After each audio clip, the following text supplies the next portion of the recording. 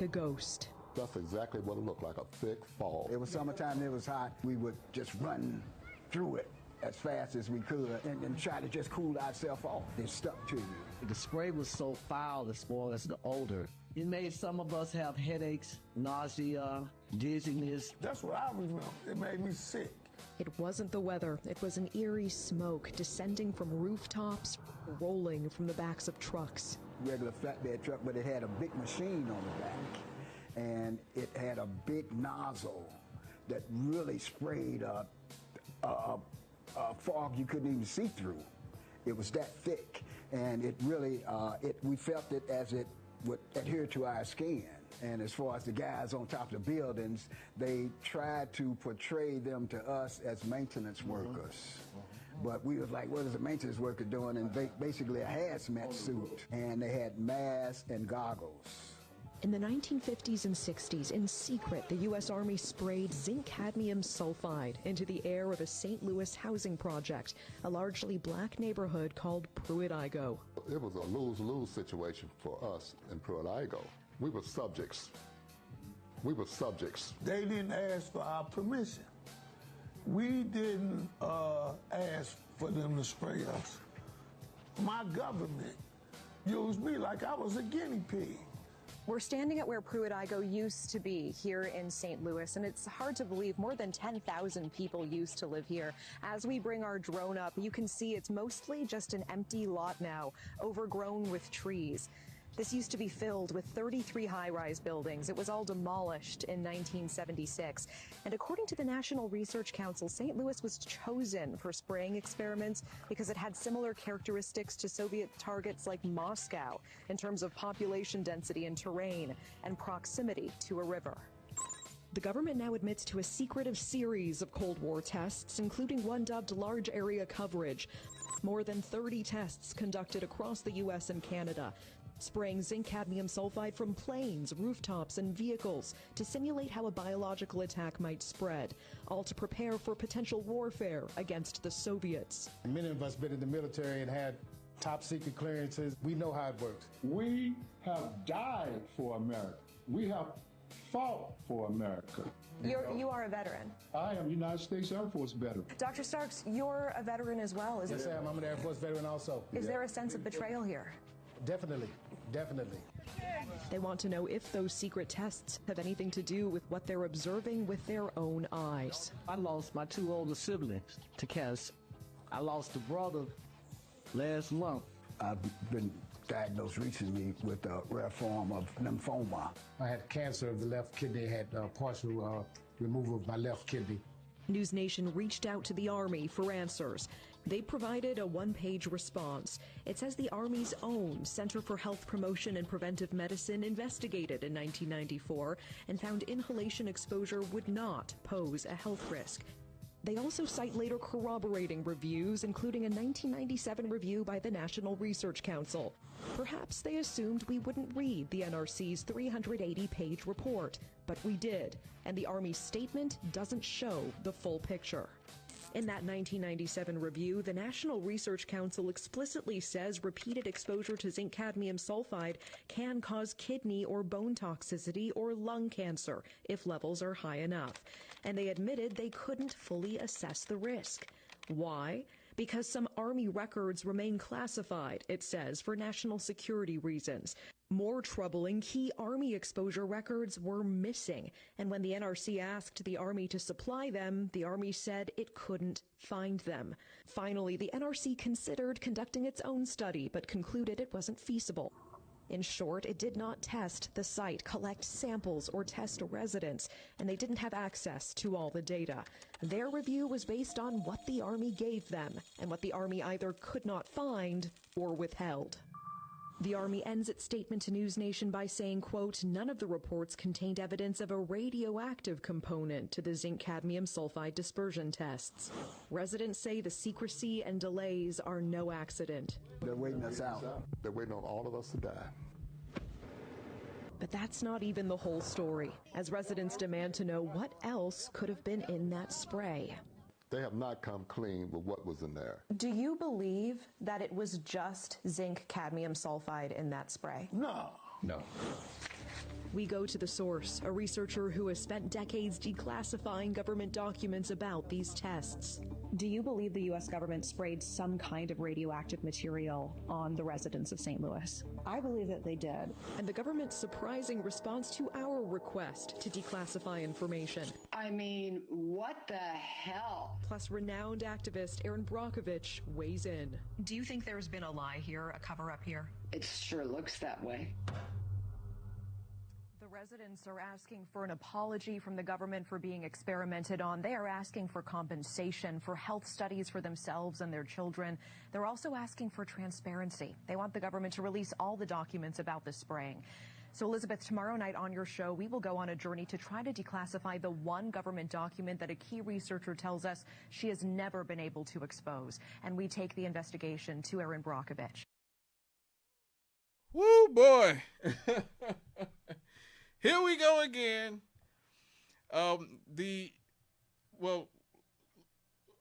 We are back here on WLTH 1370 AM, 6:57 in the PM. It is September the 5th, 2025. As you hear, the U.S. government literally sprayed poison chemicals on an American neighborhood.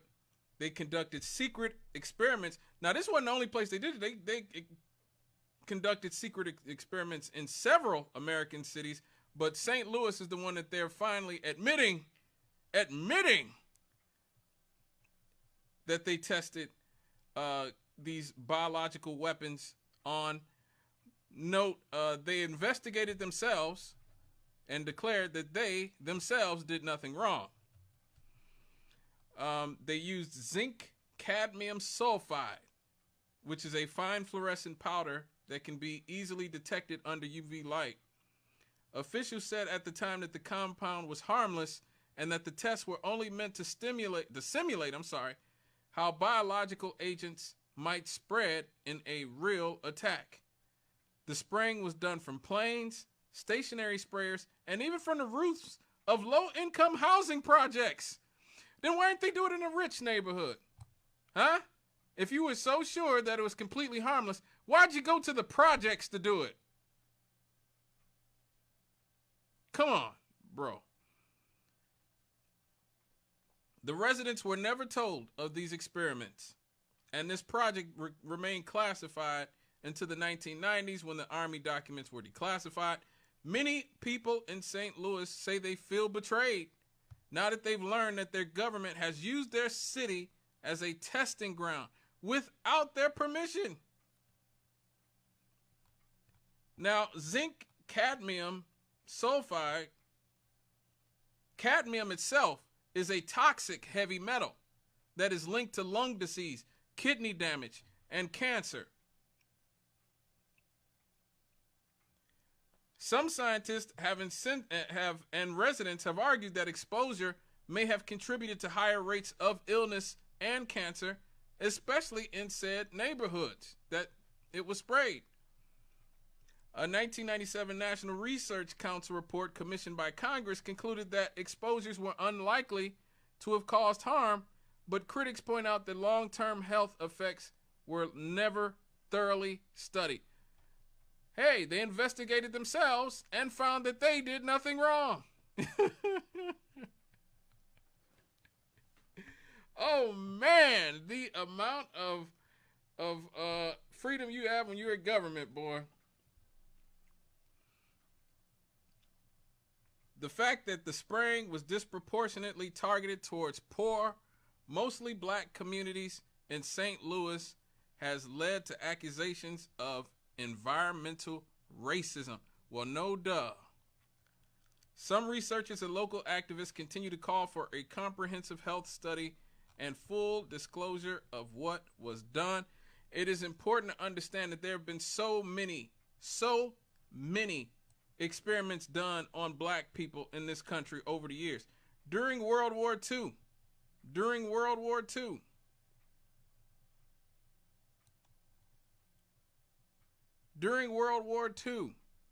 they tested chemical weapons on black GI skin because they thought black people and white people had different skin. and they tested chemical weapons and burned and mutilated black soldiers in the name of science.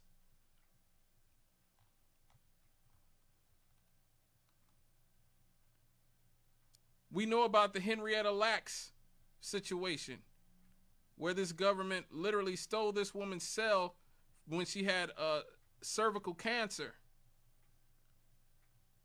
and used her cells to make billions and trillions of dollars because they found something, an anomaly in her cells, that her cells would not die and that they were a constant source of regeneration. So they call them the HeLa cells for Henrietta Lacks.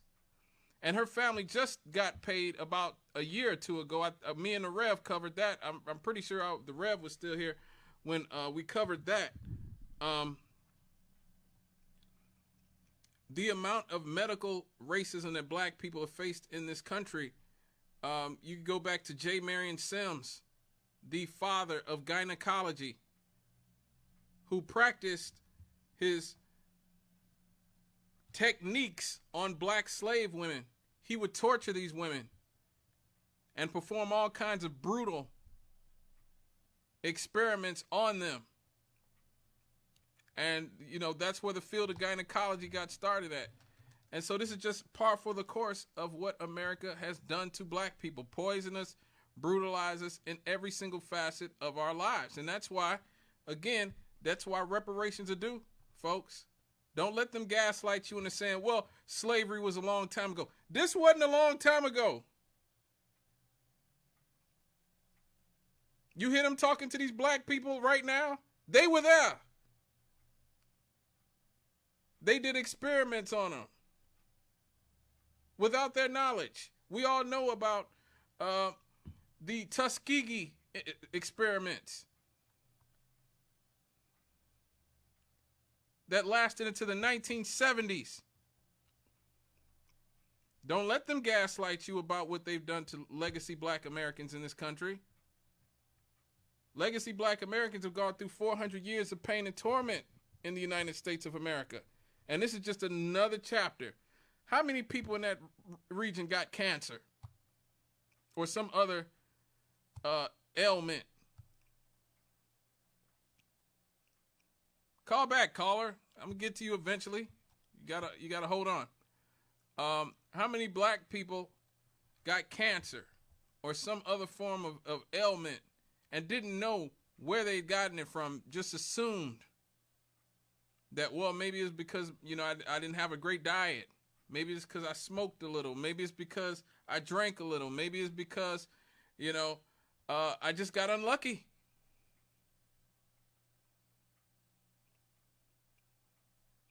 And it is important to understand that this is what has happened many times in this country's history.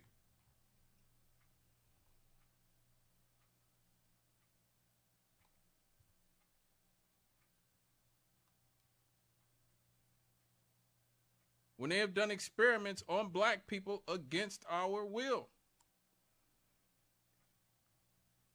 More than 8,000 postpartum black women were given involuntary hysterectomies between the 1920s and the 1980s when they went to see doctors for other complaints. They came to be known as Mississippi appendectomies. That's what happened to Fannie Lou Hamer.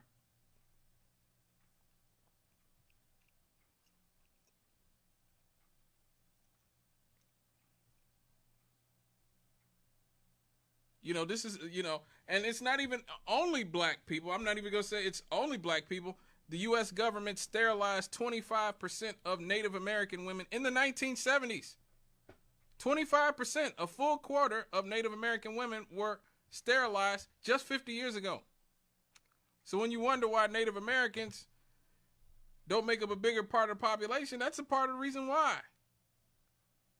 Again, this is what America's done to a lot of our communities, and it's important to not let people gaslight you and say you're just being woke. You ain't being, you're being awake.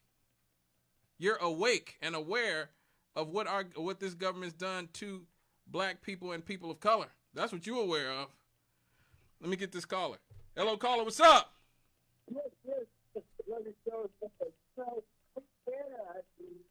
Your phone is warbly, brother. I'm sorry. You know, Indiana, it's 19. Can you hear me okay? Yeah, you're better. I've got the radio off, the speaker regular. Okay. You're better. In 1907, Indiana passed the first official sterilization laws. They call eugenics. Mm-hmm.